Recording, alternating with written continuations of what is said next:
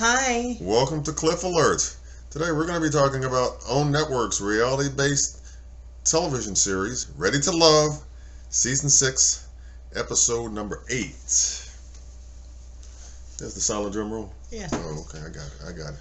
This one took place with a meeting at the men's lounge, and Tommy gives the fellows an assignment. That is, introduce their connections to their boys. Yeah. So with that assignment, the guys get it started.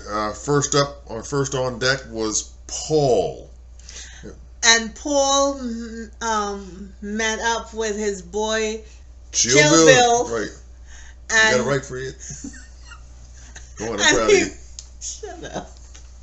And he met up with Dekia and Carmen. Yes. And my God, the foolishness with Carmen. She rolled through there with blue contacts on.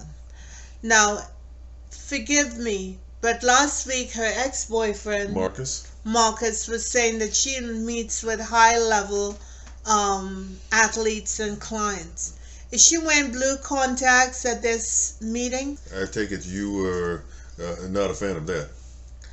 No, not only am I not a fan of that, she, as a beautiful black woman, does not need to be wearing blue contacts. I think when we initially met Carmen, she wanted to express to us that her hair was real and natural, and she was not rocking a weave or lace front or what have you. What is she saying? Does she not know who she is? As a boss, as a powerful woman? Please. Yeah, and if that weren't bad enough, from my vantage point, she was making inappropriate remarks in her confessional about, I guess, who she considers to be her competition right now, in the form of Dekia. This is not high school. Page out of Laverne's book, wasn't it? Exactly. It was just like Laverne. Yep, and if I guess that kind of behavior continues, she may end up where Laverne ended up, off the show. I'm just saying, if she wants to present herself as beautiful and as powerful, she stands in who she is. And she is beautiful without all that extra that she's carrying on with. Right. And we are yet to see Carmen make a sincere effort to actually look for love. Yeah, it seems all phony to me. Yeah, do you think she was actually trying to do that episodes back when she had a conversation with, I think it was Chef Eric in the kitchen at the beach house? No, this is a competition for Carmen. Right. This is not Ready to Love. Right. And again, I question the selection process of these people who are participating in this show, because one way or the other they're trying to heighten their profile, let us know about their brand, or some sort of foolishness. And I don't want to be punked every time I try to look at this show. I really don't. If this is called Ready to Love, let us see people who are actually making a commitment to just that. Ready to love, changing the behaviors that brought them to this show to begin with. Yeah, not ready to act a damn fool, huh? I mean, it's just all gnarly. Yeah, DC ain't repping right. My God, and you're from DC. Lord, ain't right, don't mind me.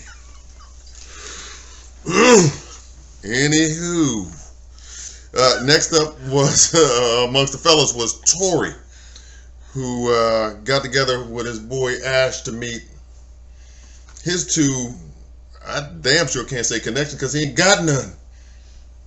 Tori just need to go home. he need to pack that suitcase in his car and go home. He has no connections whatsoever. This sort of forced connection he implies with Ace, that has to be in his fantasy. Again, it may go back to what we discussed last week.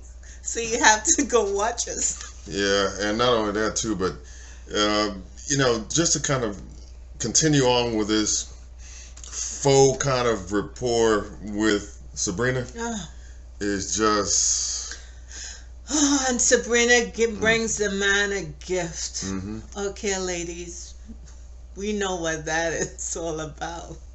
Man, that brother's rapport with Sabrina is raggedy. It's raggedy. There is no rapport. No. He is trying Raggedy. to reach Ace because she has not showed up on this date. Instead of excusing himself, he sits right there and makes the call to Ace. Who does that? That's not a player move, is it? No. Hell no. No. Mm-mm. It definitely ain't. And she's sitting there looking at him. You know what I mean? Yeah, she says it in a confessional that Why she is felt awkward Yes. about him doing that, and it was kind of strange and unusual. And I'm like, yeah, I could see why you would say that. And when he eventually he gets by himself because Ace never showed, she did not call and she did not show. When he asked his boy Ash what he thought about Sabrina, he said that Sabrina is nice, but she may not be ready. Mm-hmm. Yeah. And that's exactly right. Yeah, and speaking of Ash, it seemed like Tori looked ashy, throughout this whole thing, based on how Ace didn't even respond, and Did you say Tori looked ashy? He did. He looked like he was just like, kind of like a different color. I mean, but ashy means that you haven't put. I know what it means. I know he looked pale. You're black, seed. Trust me, a brother knows about Ash. Think I don't? The struggle is real. Struggle is all the way real, for sure. But he did. He looked pale about as to why Ace didn't show up. He did. He implied that they had a connection. That the connection was probably not as strong as he thought. So my question is, what are you thinking? He never had a connection with Ace, as far as we know. We haven't been shown that. And then when he does meet with Ace, Ace does not apologize for not calling, not showing up, which is bad form for a woman. I thought she did, but she tried to justify. But she justified what she was saying. Right. That was not an apology. Yeah, you're right. You're right. And not in a true sense. Not in true sense. Right, and Ace represents herself. In her bio, they say that she represents nonprofits and that she is a businesswoman. So my question is, why then would you go and behave so poorly? Yeah, I don't know what, whether or not she had a scheduling conflict or whatever, but it was not. Certainly you can call. We all have cell phones. At the very least, she could have done that, and that was not a good look on her part at all. And even text. Text and say, hey, look, let's try to reschedule or something like that. Even if it's just, symbolically to just go through the motions and all that from her vantage point, you still can at least do that. And what was her response? She said that she saw how Tori looked at Sabrina. Right, in the previous instance or meeting or episode or what have you, and she didn't want to show up because she felt like he was really into her and that there was no place for her as far as she was concerned in his life. But that may be true. But again, you still show up. Right. You still try to do the decent thing. Right. And it's just something that I didn't expect and or anticipate from her. And not only based on what we had seen. Based on the editing, it seemed like Tori didn't even know that she self-eliminated because she told Tori that. Yeah, and that was later. That was later on. Right. Exactly. But I don't know. I just think she completely mishandled that, and I think that it didn't go over too well. Not only with Tori, but also with Tommy either. Well, now I know, for the very least, why she was attracted to Laverne. That's all I'm going to say about that. All right. Well, moving on. Next up was Demetrius' boy, Ken, had a meeting with Miss Sabrina. Ay. Lord have mercy. The truth is now out there. Demetrius wants a submissive woman. And guess who delivered that message? His boy, Ken. His boy, Ken. So he used his boy to tell someone that he claims he's interested in, that he wants her to be submissive. Did I miss it? Does Sabrina look like a submissive woman? Hell to the never. Sabrina looks like a firecracker. And she said as much in her confession. She like, said it's hold up, wait a hard damn minute. Yeah, in a damn minute. Not here. So that's what Demetrius was hiding all this time. That he need to be the dominant one in any kind of relationship that he has. My question is, who the hell is going to sign up for something like that? No one. That's why I said, their right mind. That's why I said last week that Demetrius, to me, seems like he wants to build a woman rather than accept a woman the way she is. Well, how are you going to do that in the laboratory or something? A mad scientist or something? But who wants to be in a relationship when you're dominated? Who wants to make themselves so small and invisible so you could shine? That's going to get old quick, and things are going to go south from there.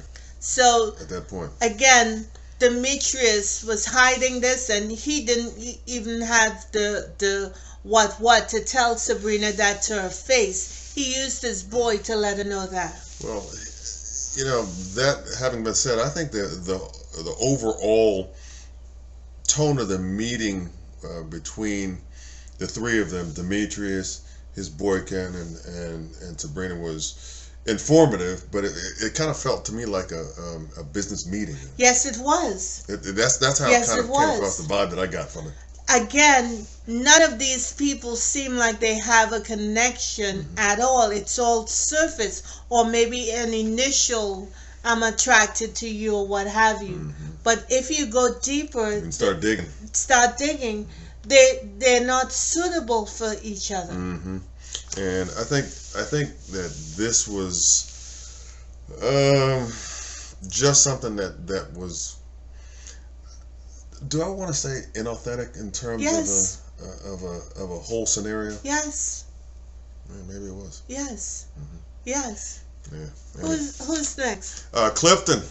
Oh, God. Clifton had his boy Kenny roll through and meet with Joy and Dakia, right? And our girl Dakia goes all in. She brings a gift or a drink and says the first thing, oh, it's a vagina. And we see we see Clifton now letting his other boy, the one south on his body, speak for him. And he's now pulling away from Joy, even in a subtle way, and moving more towards Dakia, which is a problem. Because while they may be in heat, you can't have any kind of long-term relationship on your back. Yeah, he had mentioned, I think in previous episodes in his confessional, that he felt like both he and Dakia had this sexual energy between them, but that he felt like he had a stronger connection, a truer connection with Joy. Yeah. But you know what though? But here's the thing though. You made reference to it when we watched it. When Dakia arrived, he got up and he pulled out his chair out for her. He did the chivalry thing and pulled out a seat for her, and said. But I didn't. He didn't do that for Joy. I don't recall seeing that as well. No, he did not. His strongest connections. Yes. Or so he says. So he really want to have it both ways, based on my estimation. And he and Dakia are in heat. Someone needs to get a hose to hose them down. Because I don't quite understand why this show would actively try to put these people in for a weekend together when they had 2 incidents of inappropriate touching, and one of them was from the goddess of sexual innuendos herself, Miss Dakia. Yeah, that was kind of strange. I mean, any brother trying to get with Dekia is gonna have a problem Better be careful. because you don't know if she's gonna go sideways based on your movement towards her after she talks so much about sex. And again, someone who is talking so much about sex, there may be a problem behind all that. Yeah, sure, for sure. I just think that unfortunately they just may be interested in exploring that sexual energy. Yeah. And he may want to smash, but I don't think Not that's, he wants to smash. I'm just trying to be, Polite. right, and appropriate with it. But I mean, this is a grown folks set. That's what they want to do. Right. I just don't know. That's the way to roll. But unfortunately, in the next episode coming up, we see Joy sharing a room with Clifton, and Dekia talking about she's devastated. So we shall find out what that's about. But I won't be trying to cozy up with Clifton anytime soon. Right. And you mentioned already the inappropriate remark, right? Yeah. Then he said he takes it and said he gonna drink out of this vagina a little bit more. Yeah. I mean, I'm not even going there with that. The brother has no filter. Right. Next up was Donovan. Donovan and his boy, who I guess I was in a way happy to see back on the scene, Phil from season 5. Yeah, Phil was involved with that foolishness with Shiloh. And Sydney. Sydney wasn't involved really in involved. that. He ended up with Sydney, right. they have recently broken up. Right. So he meets up with Donovan to meet up with Sabrina and Tina. Right, exactly. Tina looked tired. Uninterested. Tina not disconnected. And all around, can I get the hell on out? Tina had her errands list running across her forehead while she sat there. You mean like a crawl?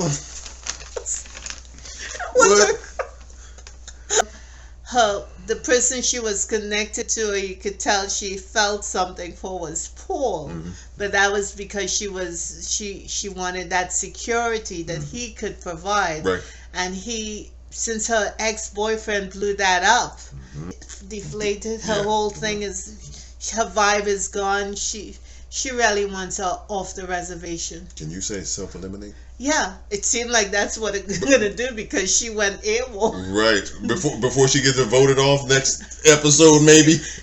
They all need to self-eliminate as quiet as it's kept. Yeah. But that's just me. Yeah, this season has been raggedy as my virtual NCAA AA bracket. St. Peter's. What's St. Petersburg? Yeah, I'm talking about the one I didn't fill out, but would have had I done it. Sure as hell didn't see that coming. But anyway, that's another subject, y'all. Anyway, Paul also goes out on a date with Dekia. Yes, Paul goes out on a date with Dekia, trying to find out what she's about and who she is and what have you. And I think he found out that he doesn't have a connection with Dekia. Yeah, and she may talk that stuff, right. But no, it's a non-starter. Right, I think they are kind of agreeing to be friendly towards one another, I think. No, that's not how she came across. She was giving him that BS kind of... Oh, I may have him confused. I think I have Paul confused with... She was trying to encourage him, just like when she said last week that Tori was looking good from across the room. Yeah. She was giving that same nonsense to Paul. Right. And she found out that he loves art, that he is goofy. He's corny, a little corny. He had a corny joke. Right. One coffin said to the other. Yeah. Oh my God, you could have kept that to yourself. Yeah, man. Don't quit your damn day job. He won't. But Paul is Paul. I like Paul. Yeah. You know what I mean? Yeah. He is goofy. But his boy at the end of it, he said that was that Chill Bill? Chill Bill. No, at the end of their date, okay. They went away thinking that maybe they have something going, and I guess that's why she showed up with his at his date with Chill Bill and Carmen. Well, we'll see. We'll see where that ends up for sure. Right.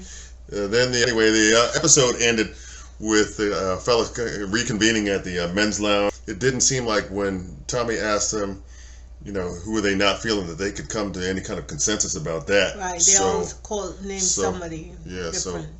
So what Tommy decided to do was to give them a weekend getaway weekend to kind of move towards some kind of clarity, not only individually but collectively as well. But I don't know how that can happen. You know how people say bad things happen after midnight? Bad things happen when Ready to Love goes on a weekend. Getaway. Case in point, last season. Oh my God. Yeah. Anywho, I'll be glad when this season ends, and I'm from DC. Well, I think next week they all should say, "Tommy, we out, deuces." Right, and slide up on out of here. Slide up. Because this has been one raggedy ass season. And go into the streets with a mic and ask people who actually want to meet someone. Try to do maybe a speed dating stuff at the Watergate Hotel. That will be better than what is being done on this show. Yeah, just my opinion, but I think the worst 2 seasons have been in DC. And unfortunately. Mercy. Anywho, we would like to thank you for sitting with us and listening to our review, our summary, our thoughts, our processes. We'd like you to comment on anything we have said, anything that rattled you, or you want to check me or beloved here. Right. We hope that you share our channel and that you like our channel and that you subscribe to our channel. We so appreciate being able to do this and being able to speak with you guys so freely. So thank you. As well. Well said. Well said, wifey. All right.